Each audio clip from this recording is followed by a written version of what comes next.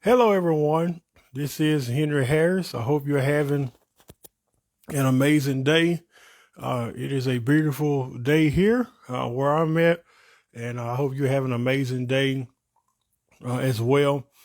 For the next 10 weeks, because there are 10 chapters in my book that you see right there, Facing Our Wounds, Looking into the Mirror of My Heart. There are 10 chapters in my book. So what I decided to do is that every week for the next 10 weeks, I want to kind of give you like a brief. I won't give you everything because I want to encourage you to go order the book whenever you get time. But I want to come and just kind of give like a little summary, of each chapter on what it's about, kind of like to break it down a little bit. So for the next 10 weeks, I'll be coming to you to elaborate on each chapter of my book, Facing Our Wounds. When I first wrote this book, for many people, I know for myself, sometimes they could be triggering. Facing your wounds. I mean, because many of us have been taught or programmed to do the opposite. Instead of facing our trauma, we've been taught or programmed to just ignore it or pretend like it doesn't exist or turn the other way. But those things just get worse. So this is going to be week one, chapter one that I wrote called Acknowledging My Wounds. I'm just going to read different portions in chapter one. Again, I'm not going to read it all because I want to encourage you to order the book whenever you can. But there's a part in this chapter one that I wrote in acknowledging my wounds. And it says, William Paul Young, many of you probably know, he's the author of The Shack. He wrote or made a statement. He says, the unexposed is the unhealed. And I had to add that in my book. He actually gave me permission to use that quote in my book because that is so true. The unexposed is the unhealed. And what that simply means is that which you are unwilling to expose, it actually gets worse. It's just like someone who internalizes their emotions. You can only do that for so long until you get to the point where you're going to explode. I heard, I listened to a gentleman speak this morning, and he was saying a lot of people like to not only internalize their pain, they leave it there. And you have to eventually get to the point in your life. I love what he said. You have to eventually get to the point in your life where not only you expose that pain, but you expel it. Because he gave the illustration about his children, how all his children are grown now and how life is going by so fast. But there are so many people that are still holding on to pain or divorce or something that happened 10, 20, 30 years ago. And we don't even realize that these things are actually tormenting you emotionally. It's tormenting the very core of your being and your soul. So I love what William Paul Young says. He says the unexposed is the unhealed. And that is so true. You have to expose it. And exposing it means just calling it out for what it is. I'm suffering from X, Y, and Z, and you know what it is. I am experiencing this type of what? Trauma. This is the pain. You're actually calling it out. You're exposing it. That way, you're not internalizing and balling and all that stuff up inside of you. So I love that quote that I had put in there. Here go another part in chapter one that I wrote. It says the problem many people struggle with is that we bury our wounds. They are there, but you carry a load of guilt and shame associated with the wounds you have received. How many of you know that that which you bury never heals? That which you hide and conceal or pretend like it's not there never heals, which leads to what I said here. If your child cut his or her hand or suffered a wound in an accident, you wouldn't tell your child that didn't happen, wouldn't you? Well, you wouldn't do that. You wouldn't tell them to ignore it. Any reasonable parent would not respond that way, but would acknowledge the child's hurt hand, seek treatment, and assist the child in obtaining the healing that they need. It's the same way when it comes to our wounds. Many of us have been cut by hurt, disappointment, divorce, heartache, betrayal. Maybe somebody did us wrong. And we carry that. We carry that load of guilt and shame that's associated with our wounds. And like I said, if your kid cut his or her hand, you wouldn't say, "Oh, that didn't happen." You would do what any reasonable parent would do. You would try to get that child some help. Get them a Band-Aid. If it's bad enough, take them to a hospital. We have some wounds in our lives, and I'm not talking about physical wounds. I'm talking about the wounds of the soul that hardly anybody is talking about, that has to be dealt with. We have some internal wounds within our soul that has to have some attention, and that needs treatment as well. Another part in chapter 1, in acknowledging my wounds, it says, confession not only means acknowledgement,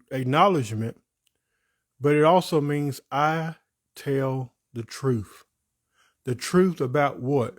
My wounds. Somebody may ask me, what is confession? It means to tell something. That's what confession means, but my definition of confession just simply means I tell the truth.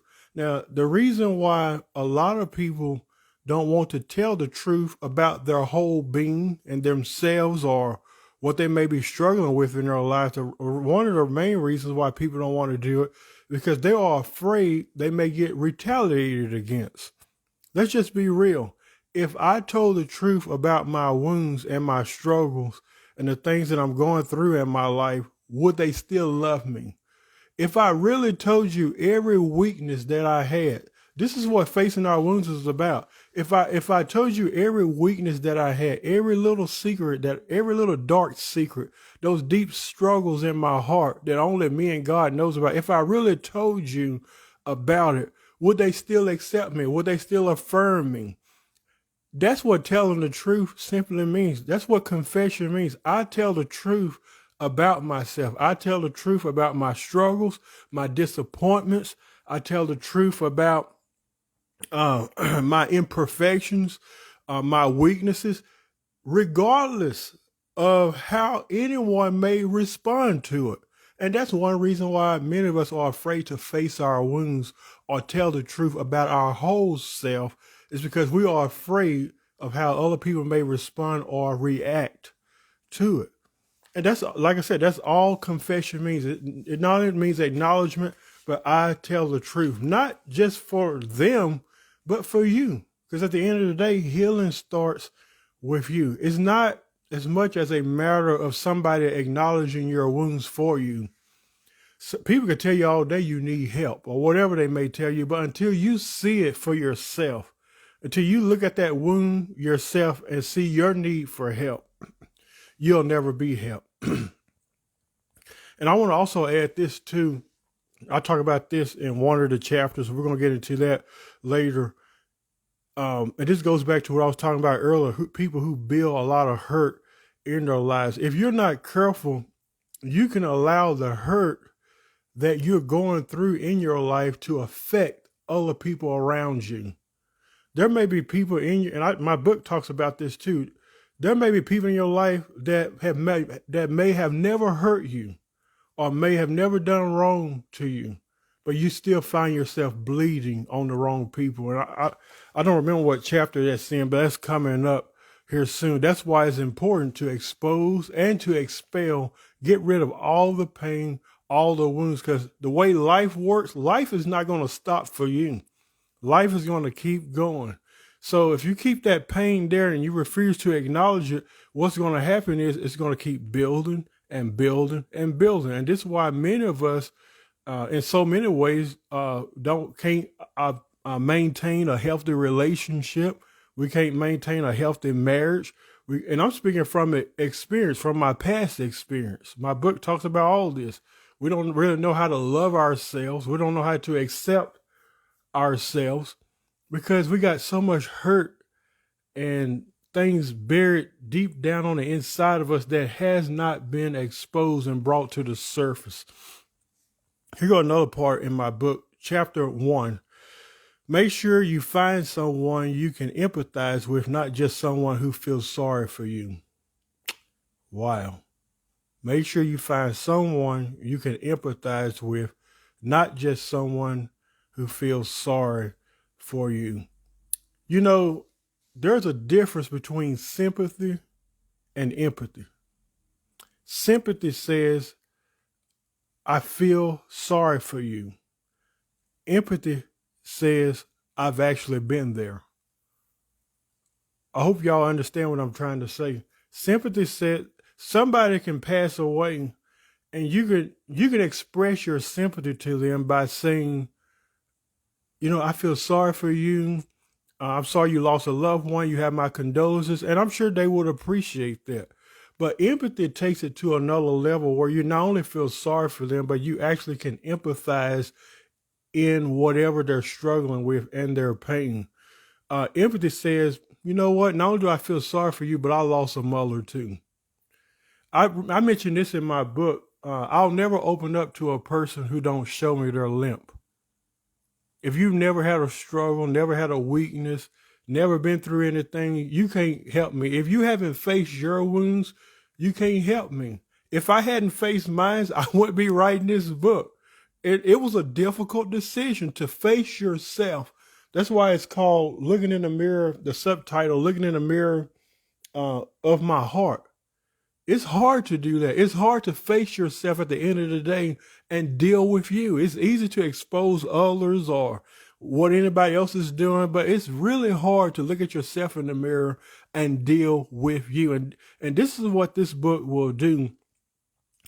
You will actually see yourself within the pages of this book.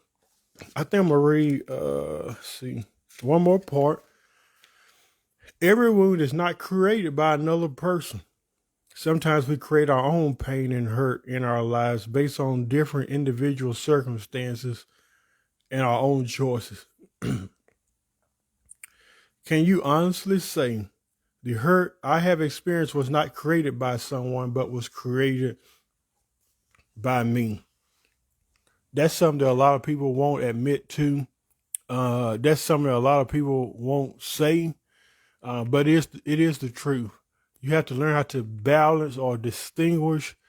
Is this wound that I have deep down in my heart and in my life, is it something that I did, that I created, or is it something that somebody else did? Either way it goes, we have to face it.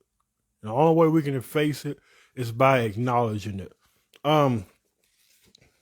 There was a little portion of chapter 1. And like I said, I'll be coming to you for the next 10 weeks live right here, just to kind of give you a little, kind of like a little sample of each chapter, kind of break it down for you. Next Wednesday, what is today? Today is Wednesday. Next Wednesday, I'll come to you and we'll talk about chapter 2, Living in the State of Denial. Many of you've already read this book, so you already know my heart. So, I would like to encourage you, those who haven't ordered the book yet, you can contact me directly if you want to order directly through me. That's where I send out. Sometimes I put personal messages in the book and my autograph. Also, you can order on Amazon as well. Just type in Facing Our Wounds. Several people, many, I can't even count it. Many people have ordered. And if you have placed your order, just know that your order is on the way. And I'll see you next Wednesday. And probably around this time, and we will talk about living in the state of denial. God bless you and have an amazing day.